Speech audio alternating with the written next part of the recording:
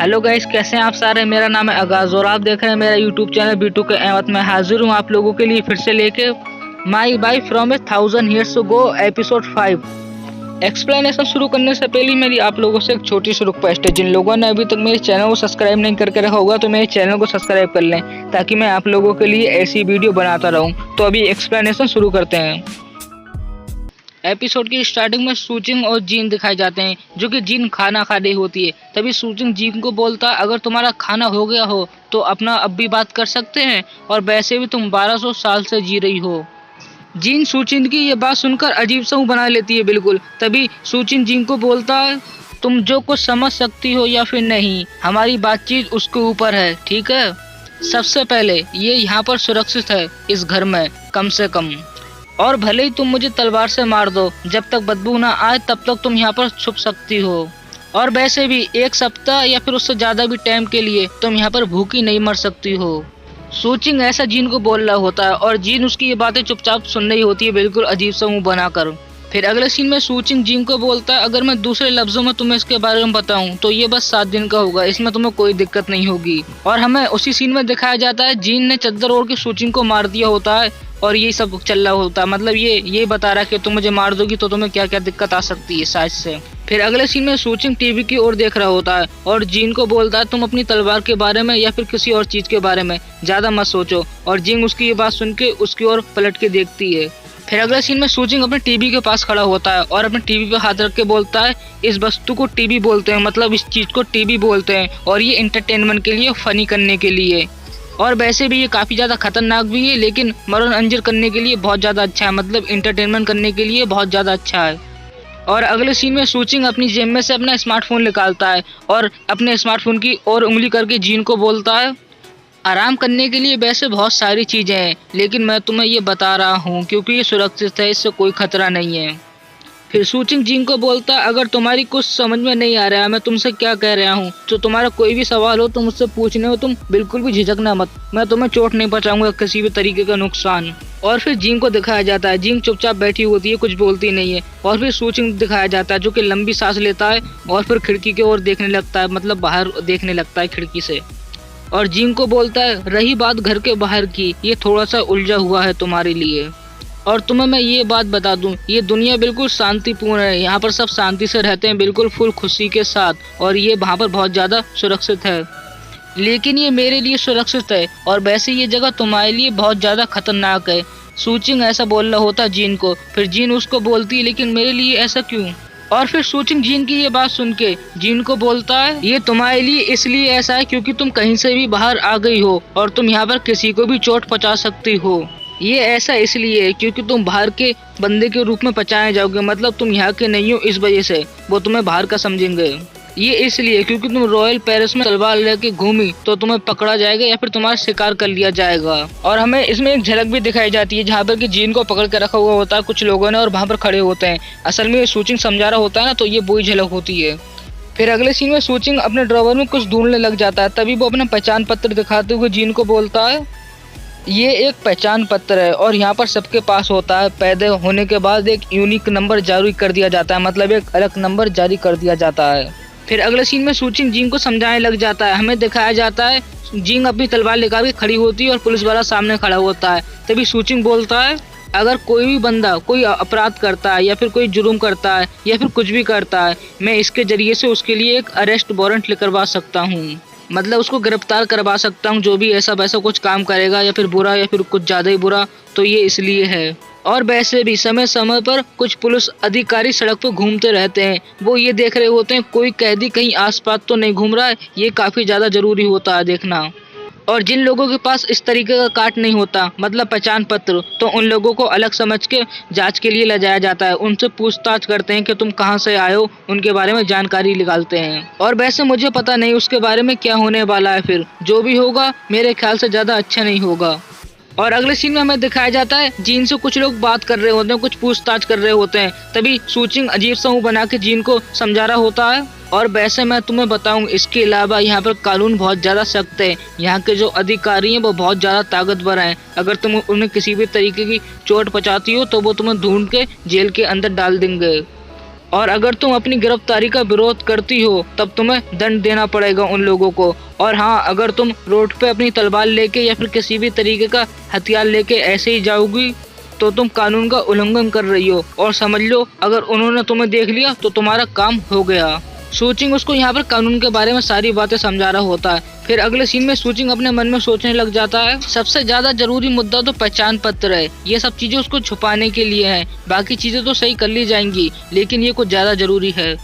और अगर कोई शख्स उसकी ओर देखता है और उसकी पहचान के बारे में पूछता है या फिर जांच करने की कोशिश करता है तो ये काफी बुरा हो जाएगा। एक ऐसी लड़की जो कि काफी पुराने जमाने की है, वो ऐसा कुछ अपने मन में सोच रहा होता है, बिल्कुल अजीब सा मुंह बना के। और अगले सीन में जिंग दिखाई जाती है जो कि कुर्सी पे बैठी होती है। वो अजीब सा मुंह बना के उसको बोलती है, मैं समझ गई, तुम्हारा मतलब ये है ना मैं एक हूँ रेफ्यूजी। हाँ, लेकिन ये रेफ्यूजी से भी काफी ज्यादा बदतर है, मतलब काफी ज्यादा बुरा है। वो ऐसा बोल रहा होता है जिन को। और ये वैसे काफी ज्यादा स्पेसिफिक है जब तुम्हारे पास कोई कांटेक्ट ना हो, इसीलिए, क्योंकि जब तक तुम पकड़ी नहीं जाती हो ये काफी ज्यादा अलग बात है। वो ऐसा कुछ बोल रहा होता है जिन को, जो कुछ मेरी ठीक से समझ में नहीं आया होता यहाँ पर।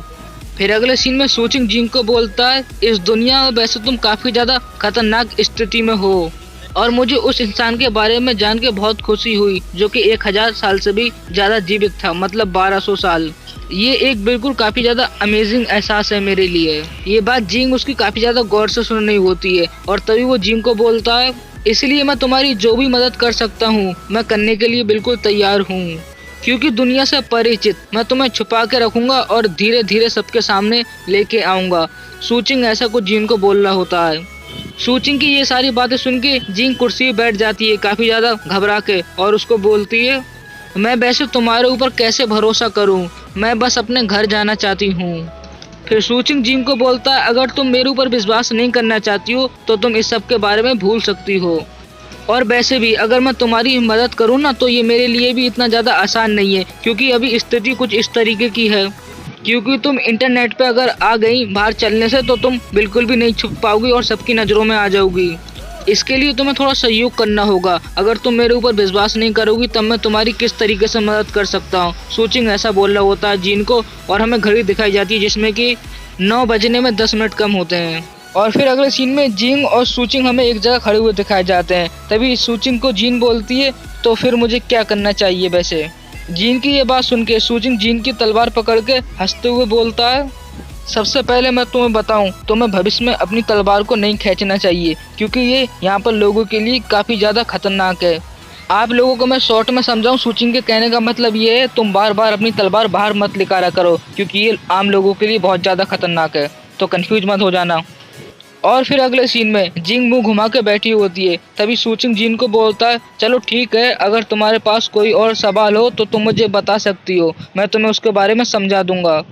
ये बात सुनकर जिंग फिर से सूचिंग की ओर अपना मुंह घुमा लेती है, और फिर वो उसको बोलती है, वैसे तुम्हारी पत्नी कहाँ है। उसकी ये बात सुन के सूचिंग बिल्कुल अजीब सा रिएक्शन देता है उसको हंसते हुए, और वो बल्कि अपने मन में कुछ और ही सोच रहा होता है। वो अपने मन में सोच रहा होता है, ये तो बिल्कुल नेचुरल सी बात है गपशप करना, मतलब गप्पे लड़ाना औरतों के लिए, ये तो बिल्कुल नेचुरली है औरतों को गप्पे लड़ाना। वो ऐसा कुछ अपने मन में सोच रहा होता है। बल्कि जीन उसके सामने होती है जो काफ़ी ज़्यादा अजीब तरीके से बैठी होती है, और उसको बोलती है, मैं यहाँ हूँ, इसलिए ये काफ़ी ज़्यादा आसान नहीं है। जीन ऐसा बोल रही होती है सूचिंग को, और सूचिंग जिन की ये बात सुन के बिल्कुल अजीब सी शक्ल बना लेता है एक डॉग के तरह, और उसको बोलता है, मैं एक अकेला कुत्ता हूँ यहाँ पर जो कि 20 सालों से भी ज़्यादा जिंदा है अभी तक, और वैसे मैं तुम्हें बताऊँ अभी तक मेरी शादी नहीं हुई है और मैं बिल्कुल कुंवारा हूँ। वो ऐसा बोल रहा होता है जिन को।